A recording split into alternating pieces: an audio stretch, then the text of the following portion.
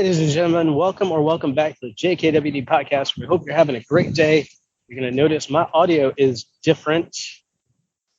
Hope it's not too disturbing, but we're out and about this morning. There was a case of COVID in my daughter's class last week, so they shut them down for a week. And we're just getting some outside time rather than dealing with with the rest of it. So, how you doing today, sir? You'll hear me greeting people along the way too, because that's what we do here in the South. Kelvin, how you doing today? I'm doing pretty good. Life's good. Up here in not so sunny Syracuse today. We're settling into the fall weather, and it's okay. I had a busy week before that, so right now I'm just kind of kicked back, relaxing, and talking to you on a podcast on a Friday morning while you're walking around Savannah. That's right. Life's good. Good. So we're recording this on October 22nd for release November 1st. So this won't come out for a week and a half, but I wanted to acknowledge a couple of things that happened this week, at least in the circles I follow. Mihaly Csikszentmihalyi died the other day. He is the father of flow research. We talk about flow states a lot. He's a guy who identified it and really drilled down to what it is from a neurobiological perspective. He passed away on Wednesday.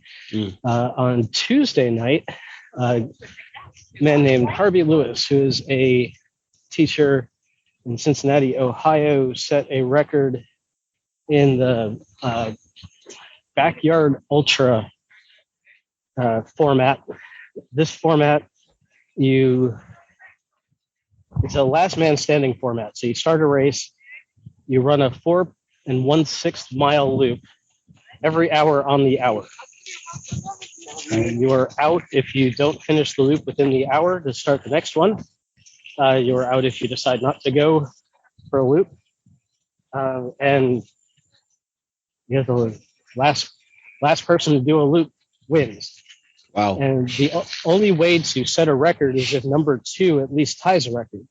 Because if number 2 goes out after 41 laps, then you only get to do 42, even if you think you could keep going. So Harvey Lewis finished the 85th lap by himself.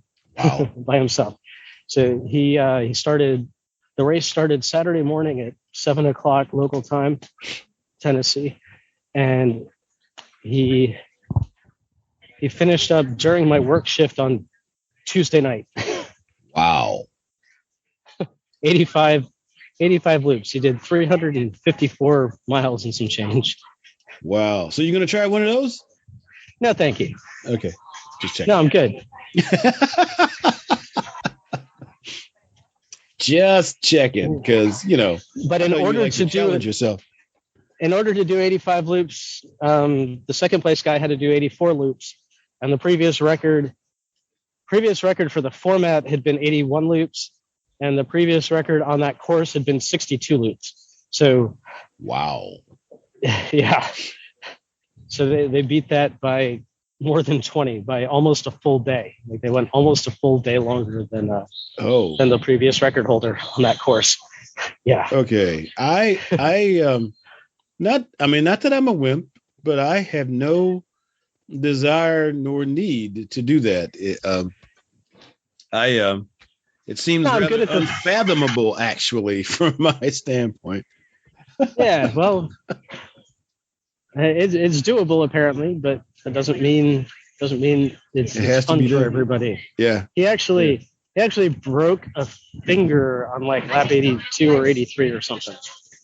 He fell on the trail and smacked his hand. Yeah. Ow.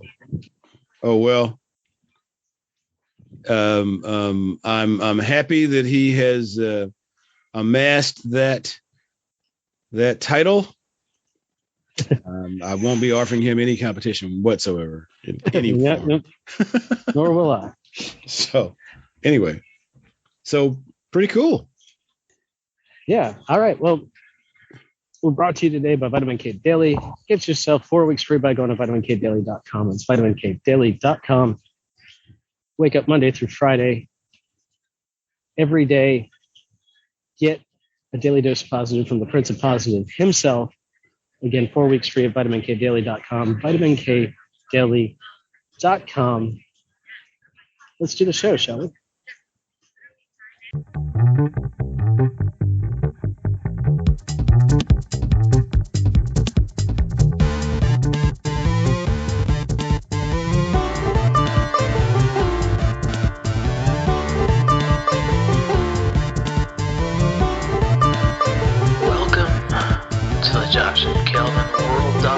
Podcast, where we talk about better humanhood and teach you how to dominate your world. You ready? Here we go.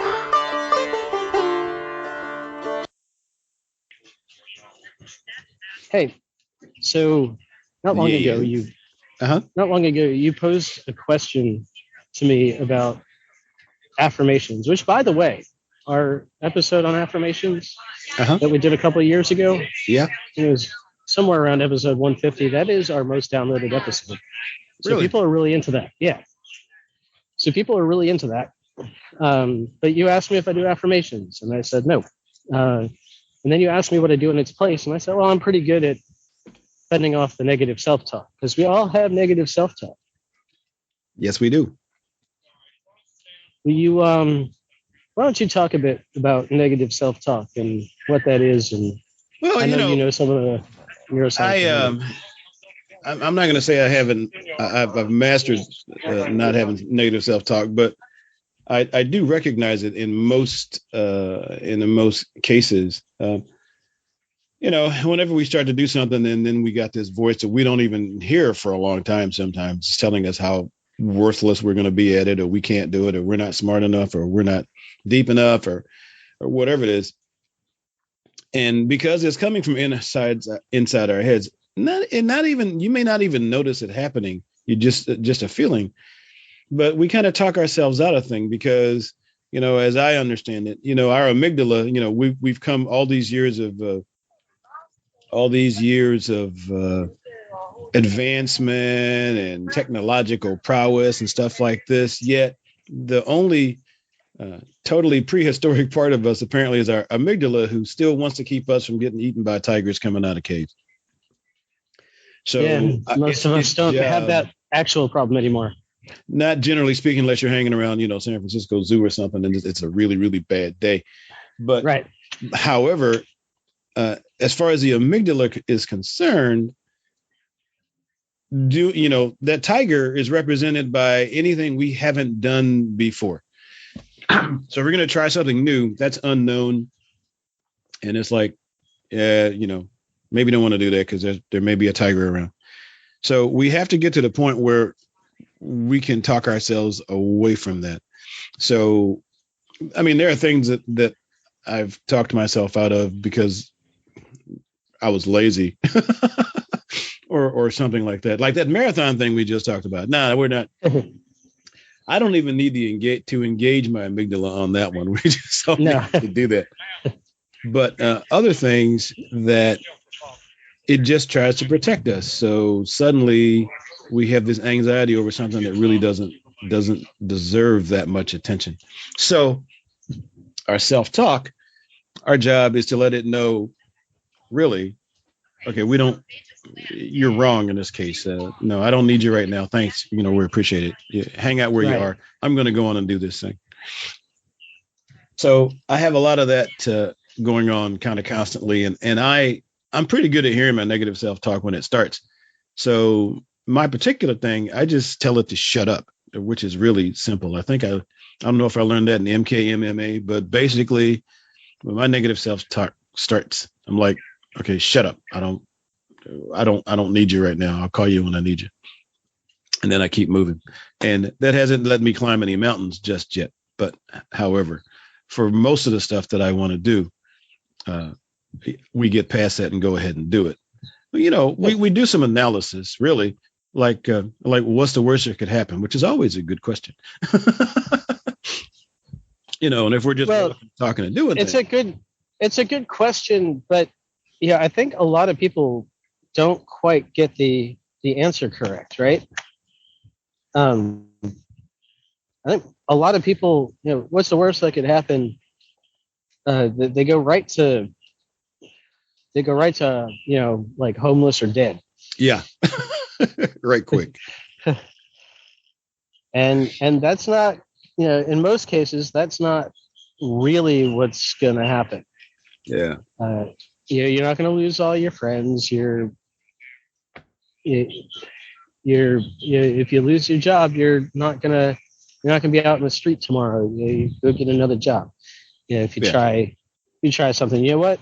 If you write a book on the side and the book doesn't sell, guess what? You're the only one who cares. Yeah. A lot of people are afraid of being embarrassed. Like embarrassment and shame. I know that's a lot on some people's mind, but that's a whole other podcast, really. Well, and really the worst thing about embarrassment and shame is it just feels bad. Yeah. Generally doesn't go after your livelihood. Yeah, it doesn't go after your livelihood. Not going to put you in the hospital. Yeah. Doesn't take your legs out from under you. Yeah, exactly. Yeah, it just makes you feel bad, which nobody likes to feel bad. But if that's the worst case scenario, then yeah. Yeah. So what in particular is your secret to not succumbing to that? Well, I think a lot of it has to do with building up the confidence. Yeah, and some people, like I said, our affirmations episode was our most downloaded. Mm-hmm. We talked a lot about there. If you want to go back and listen to it, we'll link in the show notes. So this, for this episode, of course. Yeah, affirmations are just a reminder to yourself that you've accomplished things in the past, that you've made a habit of accomplishing things, and since you've done that before, since you've accomplished things before, you can certainly accomplish them again, or you can certainly accomplish other things. Absolutely. So that's why affirmations. But for me, my my self-talk is keep going.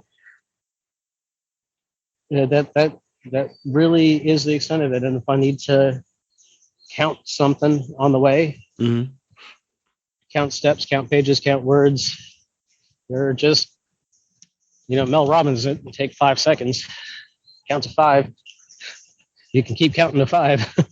Yeah, I need to read that book again. she has a new book out too, actually, and she's making the rounds on the podcast tour. You're talking about high-fiving yourself in the mirror every morning. Yeah, I can do that. Yeah, I have some good conversation with myself. I actually, that's kind of something I do a lot of mirror work anyway. I kind of look at myself. I feel like if I can look myself in the eye in the mirror and give myself a nod or a thumbs up or a smile, that I'm doing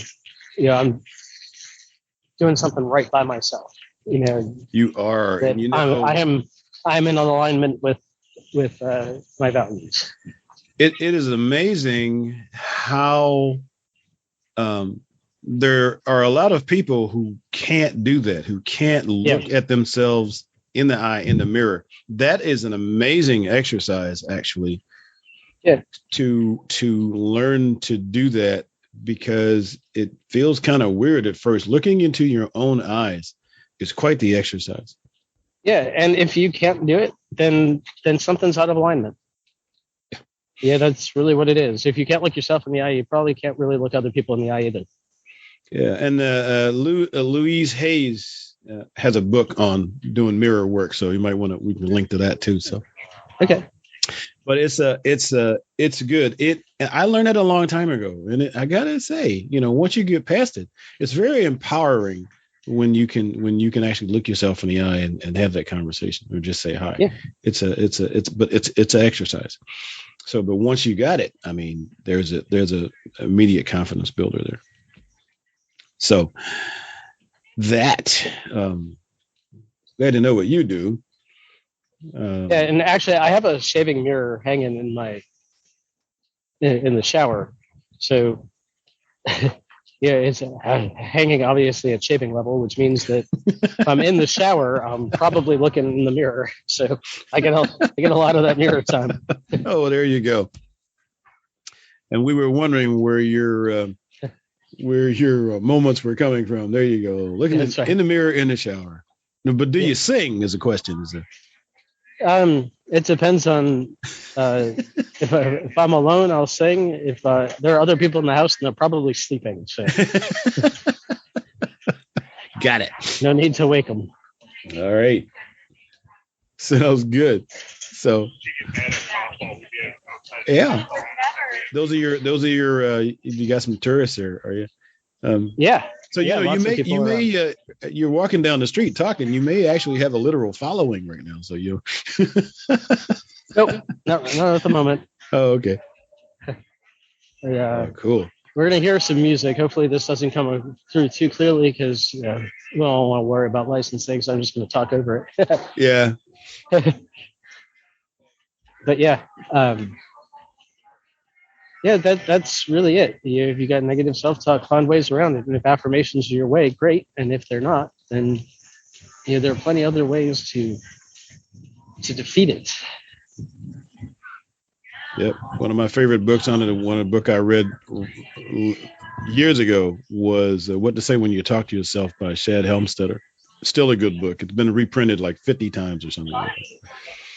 So they can try that too. Great. So sounds good, Mr. Shear. See, you should have had a camera on your back so you can do that reverse tour of Savannah as you walk through. See what's going on behind it. Yeah. Oh no, nothing. Just you're just seeing all the scenery and the buildings down there and having a good time. Yeah. Well, there are plenty of. I think there are plenty of places doing that for money. So I don't need to take away my neighbor's business. I'll let you have that one. I'm just trying to keep the wee one facing the shade here. There you go. The sun at her back. It's cool. All right. So thank you all for listening. Rate, review, share. If you enjoy the podcast. We want to hear from you. jkwdpodcast.com. For show notes for this and all our other episodes, vitaminkdaily.com, which is 4 weeks free of your new favorite daily newsletter. We will see you next time. Bye-bye.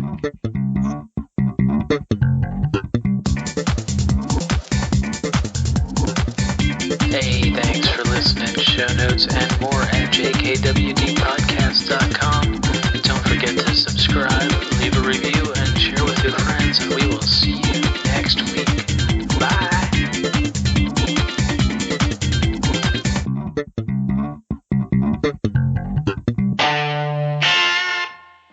A Better Humanhood production.